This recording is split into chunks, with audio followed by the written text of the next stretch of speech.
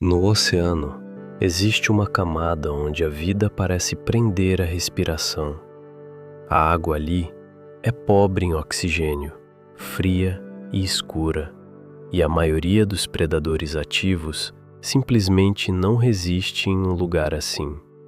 Mas é justamente na zona de mínimo de oxigênio, entre 600 e 3.000 metros, que a lula vampiro paira lentamente. Uma criatura que assusta apenas pelo nome, embora sua principal força não esteja no ataque, mas na sobrevivência. Não é uma corredora das profundezas, nem um monstro infernal das lendas. É uma silenciosa especialista em sobreviver onde a respiração se torna escassa e a comida é um acontecimento raro. Ela não é grande, geralmente do tamanho de uma palma da mão, mas parece maior por causa da membrana que conecta seus 8 tentáculos. Quando essa membrana se abre, o contorno se transforma em uma capa escura, quase sem forma definida. 2 pequenos nadadores nas laterais do manto se movem suavemente, como asas, permitindo que ela permaneça suspensa na coluna d'água quase sem esforço. Isso é essencial ali. Qualquer movimento extra significa gasto de energia, e energia nas profundezas é sempre escassa. A lula vampiro não se agita nem persegue. Vive economizando, como um aparelho que precisa funcionar durante anos com uma única bateria, e por isso cada movimento parece contido, como se ela sempre lembrasse o preço de um impulso. O que mais chama a atenção são os olhos. São grandes e sensíveis até ao menor sinal de luz, mas a luz ali é rara e perigosa. No escuro profundo surgem lampejos de bioluminescência. Alguém envia um sinal, alguém atrai, alguém assusta. A lula vampiro sabe responder na mesma linguagem. Pelo corpo estão espalhados fotóforos, que no momento certo podem emitir um brilho azul frio, transformando o animal em uma sombra móvel difícil de focalizar.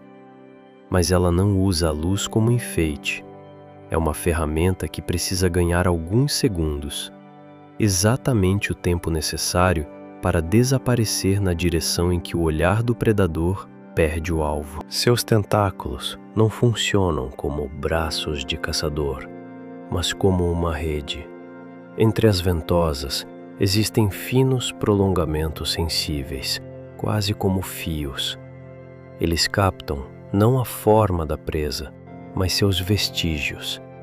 Microvibrações na água, partículas minúsculas, odores.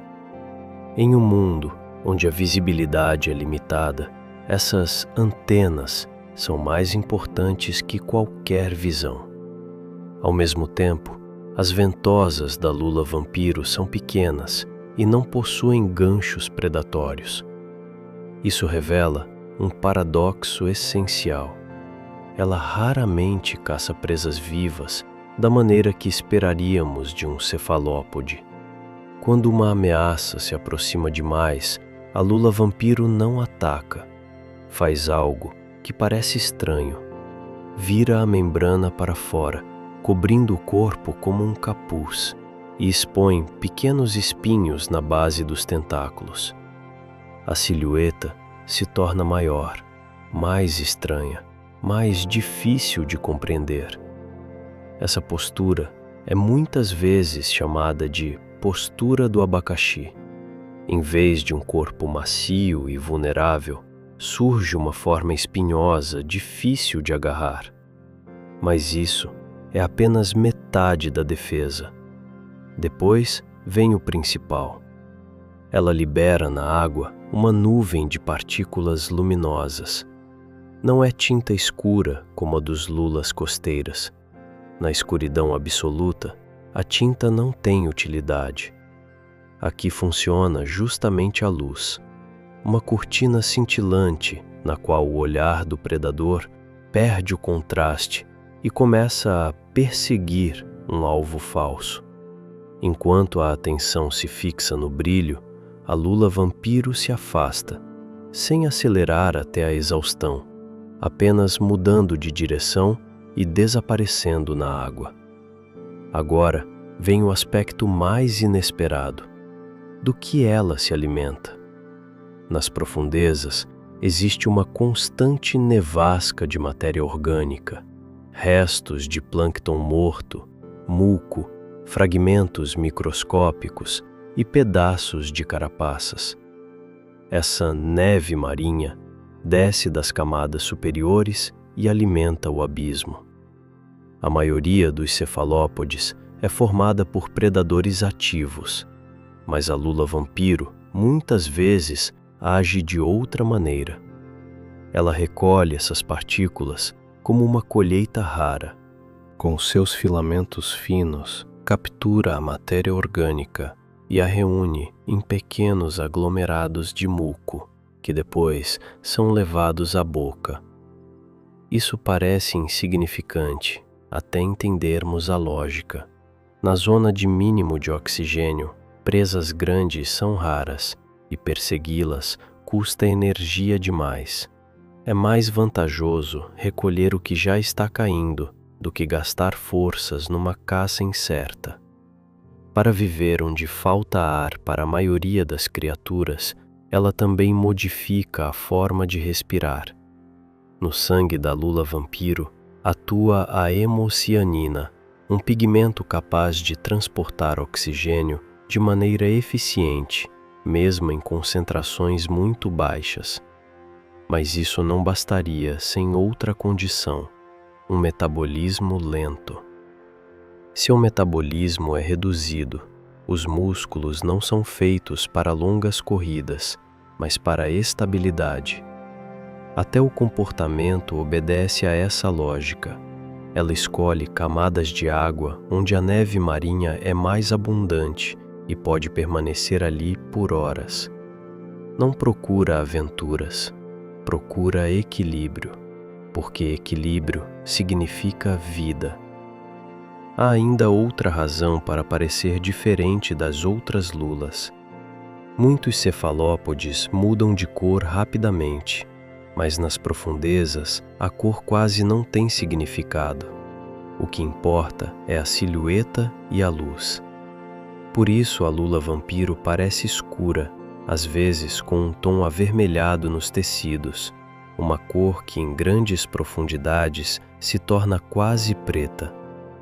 Não há teatralidade nisso, é pura praticidade. A escuridão esconde melhor quem não reflete luz. Muitas pessoas imaginam as profundezas como um lugar onde vencem os animais mais ferozes, mas na zona de mínimo de oxigênio sobrevivem aqueles que sabem economizar. A lula vampiro é uma mestra do compromisso: brilhar um pouco para desaparecer, defender-se o suficiente para escapar, recolher migalhas para continuar vivendo. Sua vida parece uma longa sequência de esperas, interrompidas por ações curtas e precisas. E a tensão ali não está na perseguição, mas no fato de que qualquer erro no gasto de energia pode ser o último. Seu ciclo de vida também se adapta à escassez. A reprodução não acontece com frequência, mas a fêmea pode armazenar espermatóforos por muito tempo, aguardando o momento adequado. Em um mundo onde encontrar um parceiro é um evento raro, o mais importante não é a velocidade, mas a possibilidade. As larvas sobem para camadas mais altas, onde há mais alimento, e depois, à medida que crescem, descem novamente para as profundezas, onde os adultos quase não encontram concorrentes. É uma viagem entre dois mundos do oceano. Acima, a abundância e perigo. Abaixo, a escassez e estabilidade. E aqui surge o efeito mais curioso.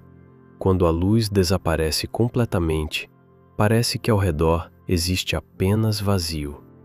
Mas o vazio é apenas a ausência dos nossos próprios pontos de referência.